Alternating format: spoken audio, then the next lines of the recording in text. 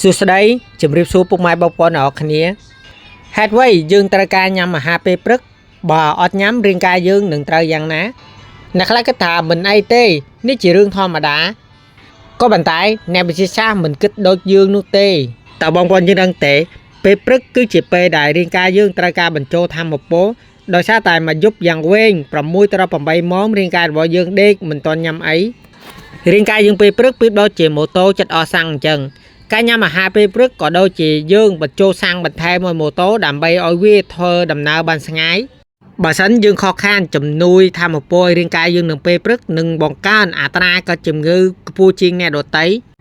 យោងតាមការស្រាវជ្រាវរបស់មហាវិទ្យាល័យ Harvard របស់សហរដ្ឋអាមេរិកឆ្នាំ2013បានបង្ហាញថាអ្នកដែលខកខានញ៉ាំអាហារពេលព្រឹកជាប្រចាំនឹងមានអត្រាកើតជំងឺបេះដូងខ្ពស់ជាងអ្នកដទៃឡើងដល់ 27% ជាពិសេសចំពោះនិស្សិតឬក៏សិស្សកំពុងសិក្សាការសិក្សាជាច្រើនបានបង្ហាញថាញ៉ាំអាហារពេលព្រឹកនឹងជួយបង្កើនការចងចាំការក្តោបអារម្មណ៍បានល្អហើយលើកស្ទួយគុណភាពការងារការស្រាវជ្រាវដ៏ធំមួយរបស់មហាវិទ្យាល័យ Cardiff របស់ចក្រភពអង់គ្លេសឆ្នាំ2015បានបង្ហាញថាសិស្សដែលរក្សាទម្លាប់ញ៉ាំអាហារពេលព្រឹកគ្រប់គ្រាន់នឹងមានបន្ទូខ្ពស់ជាង2ដងនៃសិស្សដែលអត់ញ៉ាំអីក្រៅពីនឹងការញ៉ាំអាហារពេលព្រឹកនឹងធ្វើឲ្យរាងកាយរបស់យើងរក្សាសីតុណ្ហភាពជាតិស្ករបានល្អហើយបំបត្តិការស្រេកឃ្លានញ៉ាំអាហារសម្រន់ក្រៅពីនឹងការញ៉ាំអាហារពេលព្រឹកនឹងជួយឲ្យយើងការពារការឡើងទម្ងន់ដែលមិនអាចគ្រប់គ្រងបានហើយផ្ទុយទៅវិញបើរាងកាយរបស់យើងនឹងយ៉ាងណានៅពេលដែលយើងខកខានមិនបានញ៉ាំអាហារពេលព្រឹកយើងរំលងអាហារពេលព្រឹកជាប្រចាំរាងកាយរបស់យើងនឹងមានផលវិបាកអាចរួមមានដូចជារាងកាយរបស់យើងនឹងបង្កើនហុកម៉ូនស្រេកឃ្លាន Ghrelin ដែលធ្វើឲ្យរាងកាយរបស់យើងញ៉ាំច្រើននៅពេលថ្ងៃត្រង់ហើយអាហារពេលល្ងាចក្រៅពីនឹងការខកខានអាហារពេលព្រឹកនឹងធ្វើឲ្យកើតមានបញ្ហាខាងប្រព័ន្ធផ្លាកដូរថាមពលរបស់រាងកាយយោងតាមទស្សនាបតី American Journal of Clinical Nutrition ឆ្នាំ2017បានបង្ហាញថាការរំលងញ៉ាំអាហារពេលព្រឹកនឹងបង្កើនហានិភ័យនៃភាពធន់អ៊ីនស៊ូលីននិងបង្កើនអត្រាកើតនៅជំងឺខ្លាញ់នៅក្នុងពោះវៀនម្យ៉ាងទៀតចំពោះអ្នកដែលកើតជំងឺក្រពះ